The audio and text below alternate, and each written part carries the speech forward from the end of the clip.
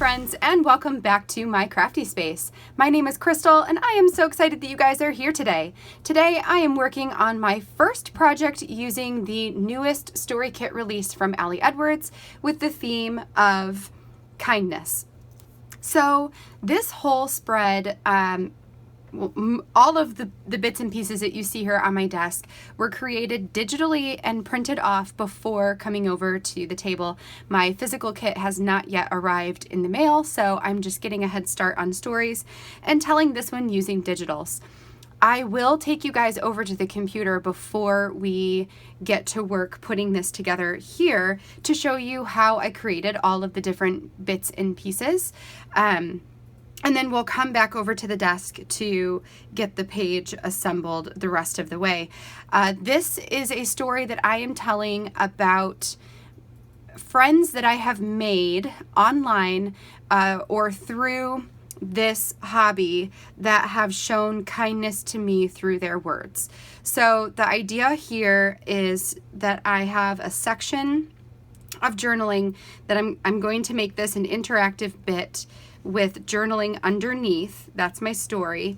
And then inside of these hearts, I want to turn these hearts over here into pockets, and behind them I want to have a little section that pulls out that I can write down either the person's name or the comment that they left. So that is essentially the whole idea for this whole spread.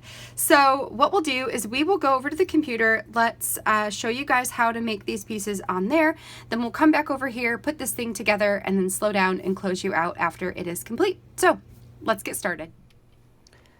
Okay, you guys, let's go ahead and get started with this spread. So I have here on my screen basically what the end result of this page is going to look like. But what we're going to do is we'll work on one side at a time. So let's start with the left-hand side over here, and we'll build all of the components that I used for this side. So the first thing I did was to create a canvas that is sized at the same width or same height and width as a page protector. So that is 6.875 by 8.25, 300 pixels per inch. And I'm going to go ahead and create that canvas. Then I wanted to make this into the background paper that you see behind the circular element here. It's got these like wave looking patterns on it. So what I did is I opened up the 4x6 journaling card. Looks just like this right here. I copied all of it and then pasted it onto my larger canvas. Then I can move this up to the upper left hand corner and transform, which is, for me, it's Control T. It brings up the little boxes that lets me expand or, make it bigger or smaller. So I'm just going to bring it all the way to the edge, just like that, and hit enter. And then that will clear everything up. I'm just going to make sure it's all the way up at the top. Okay, so then what we're going to do is grab this layer. We're going to copy it and paste it again, and then we'll put that down below. So these are going to become the two, we're going to combine these two layers together. But as you can see, they don't necessarily line up at this bottom edge. So what I'm going to do is grab my eraser tool. Let's zoom in so we can see this a little bit better. Maybe to right here. Yeah. And then we're going to grab the eraser and we're just going to erase the top portion of this layer, like so. And then we'll switch to the top layer and we're going to erase this portion of the top layer. So when we put them together, they will line up. So let me go ahead. I'm going to erase all these portions and then we'll put them together. Okay, so now I've got that top portion here and the bottom portion here all erased. So let's zoom back out again. Let's just put it on the screen like so. And then we're just going to take this bottom one and we're going to move it up until it is in line where it seems like it's the right placement. I say that looks pretty good. And then actually maybe we'll go just slightly down so that the bottom looks good too. And then we will go ahead and merge all of those layers together, and this is going to become our background. Okay, So now we've got the background piece. Next, let's talk about this focal point, this quote right here. So what that is the marketing card. I'm just going to get out of that. That is the marketing card that sparked the inspiration for this whole story for me. It says, "You can never know the ripple effect you create with one tiny gesture of kindness." So what I decided to do with this was to make this into a circular element. So I went over to my shapes and I grabbed my ellipse tool. Then I just clicked in the middle of the screen and typed in 4 inches by 4 inches. And that is going to give me a perfect 4-inch circle. From here, I could take this and put it directly into the middle of this card and hit enter. It does not matter the color of the circle. It just matters the shape. So what I want to do next is come over to my layers panel, unlock the background layer, and then I can move the card on top of the ellipse. Once I have that done, I can right click on the layer and select create clipping mask. That's going to put it inside of that circle. Then from here, I can move this wherever I want it to go, but the background will be whatever the background was. So let's say I want it to be right about here. That way the quote is more in the middle. Actually, maybe a little bit up. It's probably good right there. So the quote is now in the middle, but I need to change the color of the circle itself. So I'm going to grab my paint or my eyedropper tool, pick up the purple color, go grab my paint bucket, and then paint in the circle. And now the whole thing is that purple color and everything looks good. So this I'm just going to save as a circle element and print it off just like that. And that is how I get this purple circle with the quote in it. Underneath that is going to be a circle of text. So for that, what you can do is open up a 6x4. You could really do whatever size you want of a canvas, but then I'm going to do my ellipse tool again. This time I want my fill to be no fill, and I would like to have maybe a light gray stroke. Then when I click, I am going to type in, instead of 4 inches, I think I'm going to type in 3.75 by 3.75, and we'll hit OK. Oh wait, I did a pixels. Let's do that again. So 3.75 inches by 3.75 inches and hit OK. Then we can move this into the middle again. And now I can grab my text tool and see how it's an eye with a slight circle around it. If you hit that button, it's going to give you your text inside of that circle shape. So I can reduce this to whatever size text I want and whatever font I want and whatever color I want. So there is all of that. And then I can just type in my journaling into this circle. Now I know that I want mine to be interactive and that I will likely have this section of my circle unreadable. So when I am typing my text in, I just want to make sure that it doesn't interfere with the space that's unreadable. So just something to keep in mind as you are typing in your text. Then when I go to print this, I will actually take off the stroke. So if you click on the ellipse over in the layers panel, then there are some properties. You can click on the stroke and set it to none, and then that will take the stroke away. Then what I can do is layer my 4-inch circle on top and trim out around that, and then that's just going to make sure that my text isn't too close to the edge of the circle based on the top layer. So that is how I create my my text underneath on my main spread. Let's see, I have 2 more things that I did. So the next is that I created these hearts using the patterns from the kit and the, what were they? They were felt hearts, I believe. Let's open them up. So I have the largest and the second largest felt hearts. That's the navy blue and the like burgundy red. So I opened those up first. Then I went in and grabbed a pattern card. So here's an example.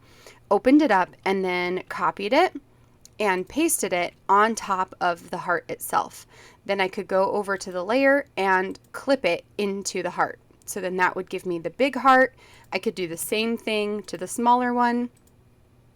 And there's that one. Now I used the scallop border. I used this one, which is X's and O's. I used let's see what else I've gotten here. I used this X's and O's, this like navy blue one. And then I wanted some different patterns. So I took this card right here. It says we rise by lifting others. It's got this star pattern on it. And this one, I did the same thing, copied it and pasted it on top of the heart, and then created my clipping mask. And then what I did is I transformed it and made it bigger in order for the pattern to be inside the heart and for the sentiment to not show. So that's what it would be like in the small one. If I did it in the big one, let's paste this in. So for the big one, I did the same. I would have done the same thing, right? So expand it and make it big until the pattern fills the whole heart and there's no sentiment. So just like that. So I did that for this card right here, and I also did it for this card right here to get this like lined pattern. So let me show you what that looks like real quick. So I just copied it, went to the heart, pasted it, clipped it in. Let's do that. And then moved it and expanded it so that it filled the whole heart with that pattern. So there we go, just like that. So that is how I created all, let's get rid of some of these things. That is how, if we can get back to it, don't need you anymore. Here we go. That is how I created these 8 hearts on this page. Then the last thing I did was to open up another page protector size canvas, 6.875 by 8.25. And then I took the hearts that I had made. So let's grab, I guess we can grab this one. Nope.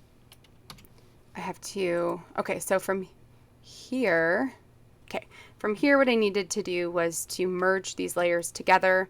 Then I could copy the heart shape and paste it onto my canvas. So I did this with the 4 big hearts and the 4 small hearts, and I alternated them. So I have big, small, small, big, small, big. Then I opened up a stamp set. It says my heart is so full right here. And I added this onto the page. Now, as you can see, as soon as you bring it on, it's pretty big. So I just transformed the, what do I want to call this? I transformed the sentiment to make it smaller, or as small as I wanted it to be. And then I moved that into the middle of the page, and I did 3 of them, which I was able to figure out once I put all of those hearts on there. Now, when I printed this off, I will print out the hearts as well as this purple circle onto fabric paper, which is an Avery fabric sheet printable paper. Then the background paper, so this one I will print the white cardstock just with the heart, my heart is so full sentiment on it 3 times. And then I will also print this background out on cardstock. So those 2 will be cardstock. Everything else will be fabric paper except for my journaling underneath this circle. That journaling I will also print on cardstock. So I think that is all of the pieces that I used for this project. So what I'm going to do is go ahead and get everything printed out and trimmed out or cut out, and then I will meet you back over at the craft table to put this page together. Okay, so now we are back at my desk, and I am going to get started by working on the left side of this spread. So I already went ahead and trimmed everything out. I just fussy cut out the hearts from the fabric paper as well as the circle quote element. And then I used the circle quote to help me trim out the journaling that went underneath it. So what I'm going to do is adhere the journaling down onto this background page first. I also went ahead and hole punched everything just so I would know where everything should be placed. Now, I didn't want the journaling to show through the sentiment there. So I printed this sentiment on fabric paper because I wanted the texture of it, but it's not super see-through, but it is enough that if I didn't put anything behind it, you would definitely see it. Also, it's a little bit flimsy. So using that as an interactive piece might have been a little bit difficult. So I decided to adhere it down onto some plain white cardstock first. That way it had more structure to it, and it was a little bit, I don't know, just a little bit better in terms of being able to turn it as a turny piece. Then I grabbed over a push pin in order to put a hole through the heart and the journaling and my page and all of it. The quote, all of it. So there's a hole through all of it. I made sure that you could still read everything by turning it around just in case. And then I went ahead and grabbed one of my glitter star brads and stuck it through all the pieces so that now it is all connected and can be turned in order to read the journaling underneath. The heart also is on the brad as well, so it can be moved around in order to make it easier to read the journaling, or, it can be, I like it kind of angled off of it when the journaling is not visible. So now that page is done, so I'm going to move on to work on the right side of this spread. So the fabric hearts, I want to get adhered down first. And my idea for these was to turn them into pockets by sewing down 2 of the edges. Now, I didn't want to poke holes through them in order to hold them on the page, so I had to be a little bit crafty, I guess, on how to get these hearts to stay in place, because they needed to be like in a specific order and in like specific places in order for it to look even. So what I did is I grabbed over a whole bunch of paper clips, and I used the paper clips to hold the hearts onto the cardstock. Then I pulled out my sewing machine. This is just like a starter sewing machine. It's my daughter's that we got to teach her how to sew, so you don't need like a big fancy sewing machine in order to sew onto craft paper like this.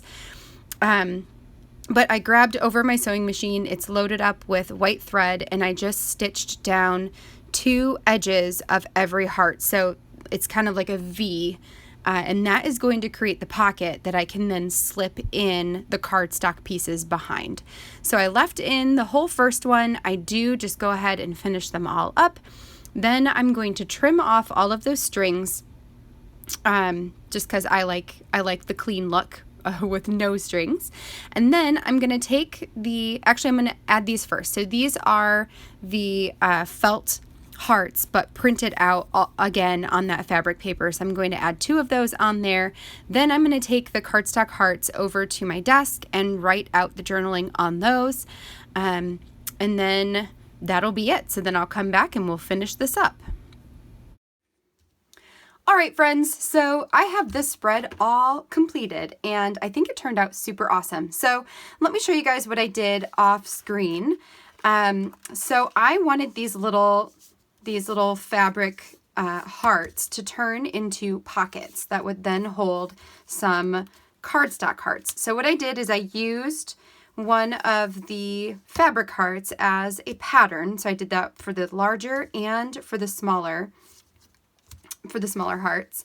Then I took these over to my desk and just went through my Facebook and my Instagram and my YouTube channel, just looking for comments and for names of people who have popped up over and over and over again throughout the last year who have made such a large impact on me through their words and through their support of my craft. So once I compiled a list, I had a very long list. There's so many of you out there have just made such a difference. So once I made my list, I just wrote down first names pretty much. Sometimes first name or nickname with the last initial in case there were multiple people with the same first name. So I wrote down like loads of people's names, just as many as I could find and as many as I could fit on these hearts. And then I wrote them on the back side of the heart because when they slip into the pockets, I didn't want the writing to show through. I just wanted it to be that fabric heart. So these just slide into the pockets. They are in there for me to know. And I guess if anybody really wanted to pull them out, they could. But it's just, it's just kind of like secret pockets of names of people who have made a big difference for me. And otherwise, it's just a pretty spread of hearts, and then my embellishment over here with the ability to move it to read the words. This I can also move the heart to like tuck it in a little bit so I can then see all of the words in here. And then I can definitely just move that right back to how it was. So lots of interactive bits and pieces here, lots of texture, lots of pattern, but I think that it turned out really cool. I super like it. And it's just going to go into my album just like this. So it'll be outside the pocket. And then these 2 pages will adhere to other outside the pocket pages that they align with. So that is going to be that. So I hope that you guys enjoyed watching this process. Hopefully it gave you guys some different ideas of how you can use your digital products, as well as just some different ways that you can document a story without using pictures. If you guys did like this spread, give it a thumbs up down below. And don't forget to hit that subscribe button so you can see all of my future crafty videos.